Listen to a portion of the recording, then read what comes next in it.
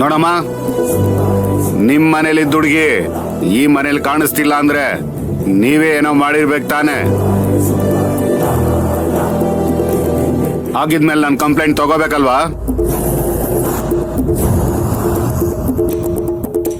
ಯಾಕ್ರಿ ಈಗ ಸುಮ್ಮನೆ ನಿಂತಿದ್ದೀರಾ? ಒಂದು ಕಂಪ್ಲೇಂಟ್ ಕೊಡಿ. ಬೇಡ ಸರ್.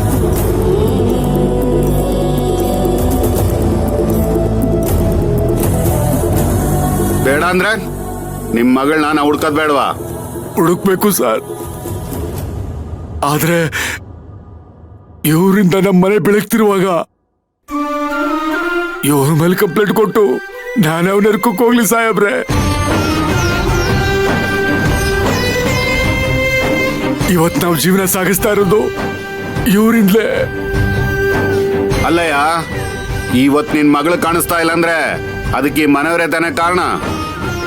ಇವ್ರು ಹೋಗಿ ನೀನ್ ದೇವ್ರು ಗೀವ್ರು ಅಂತ ಹೇಳ್ತಾ ಇದೆಯಲ್ಲ, ಸುಮ್ನೆ ಕಂಪ್ಲೇಂಟ್ ಬರ್ದ್ ಕೊಡು. ಇಲ್ಲ ಸರ್, ಆ ದೇವರೇ ಬಂದು ಹೇಳಿದ್ರು ಯಜಮಾನ್ರ ಕುಟುಂಬದ ಮೇಲೆ ನಾನು ಕಂಪ್ಲೇಂಟ್ ಕೊಡಲ್ಲ ಸರ್. ಈಗ ನಿನ್ ಮಗಳು ಕಾಣೆಯಾಗಿದ್ದಾಳೆ ಅಂತ ಇನ್ ಯಾರು ಕಂಪ್ಲೇಂಟ್ ಕೊಡ್ತಾರೆ? ನಾನ್ ಕೊಡ್ತೀನಿ ಇನ್ಸ್ಪೆಕ್ಟರ್.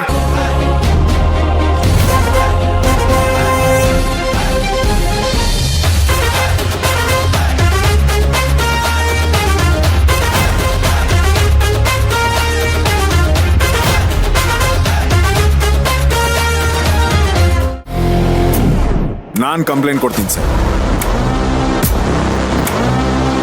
ಹಾ, ನೀವ್ಯಾರು? ಸರ್, ಅವನ್ ನನ್ನ ಮಗ. ಏ ತಾರಕ್, ಸುಮ್ಮನೆ ಏನೇನೋ ಹೇಳ್ಬೇಡ, ಒಳಗೆ ಹೋಗು. ಏನೇನೋ ನಾನ್ ಹೇಳ್ತಿಲ್ಲ ಡ್ಯಾಡ್, ಇರೋದನ್ನೇ ಹೇಳ್ತಿರೋದು. ಮಯೂರಿ ಇವ್ರಿಗ್ ಮಗಳಾದ್ರೆ ನನಗ್ ಹೆಂಡತಿ ತಾನೆ.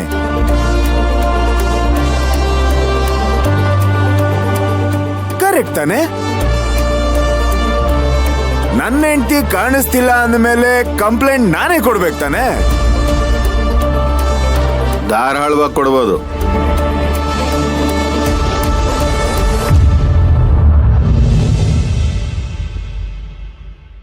ಸರ್, ಮಯೂರಿ ಕಾಣೆ ಆಗಿರೋದಕ್ಕೆ ಯಾರ್ ಕಾರಣ ಅಂತ ನನಗ್ ಚೆನ್ನಾಗ್ ಗೊತ್ತು. ಅವ್ರ ಮೇಲೆ ನಾನೇ ಕಂಪ್ಲೇಂಟ್ ಕೊಡ್ತೀನಿ ಸರ್. ಹೌದಾ? ನಿಮ್ಗೆ ಯಾರ ಮೇಲೆ ಡೌಟು?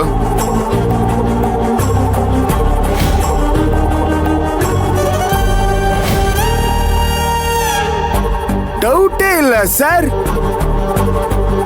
ಪಕ್ಕಾ confirm. The great business magnet Rajeshwari.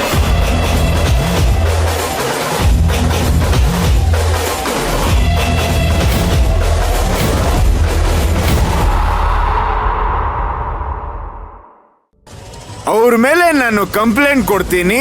ಅದನ್ನ ಇಟ್ಕೊಂಡು ನೀವ್ ಏನ್ ಬೇಕಾದ್ರೂ ಮಾಡಿ. All yours. ಏ ತಾರಕ್, ಸುಮ್ಮನೆ ಇರೋ.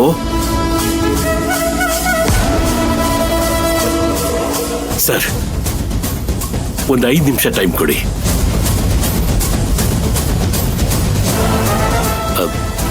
ನಾವು ಮಾತಾಡಿ ನಿಮ್ಗೆ ಹೇಳ್ತೀವಿ. Please sir. ಸರಿ, 5 ನಿಮಿಷ.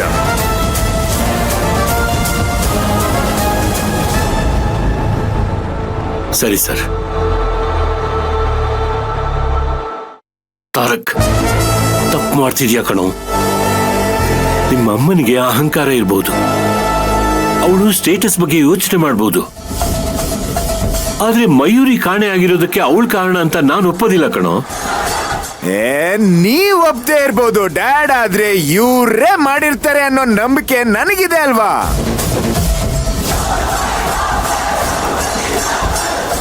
ಅವಳನ್ನ ಮದುವೆ ಆಗಿ ಮನೆ ಕರ್ಕೊಂಬಂದಿದ್ದ ಗಳಿಗೆಯಿಂದಾನು ಇಲ್ಲಿವರೆಗೂ ಅವಳನ್ನ ಮನೆಯಿಂದ ಹೊರಗಡೆ ಕಳ್ಸೋದಿಕ್ಕೆ ಒಂದಲ್ಲ ಇನ್ನೊಂದು ಪ್ಲಾನ್ ಮಾಡ್ತಾನೆ ಇದ್ರು. ಮಾಡ್ತಾ ಇದ್ರು ತಾನೆ? ನಿಮ್ಗೂ ಗೊತ್ತು ತಾನೆ?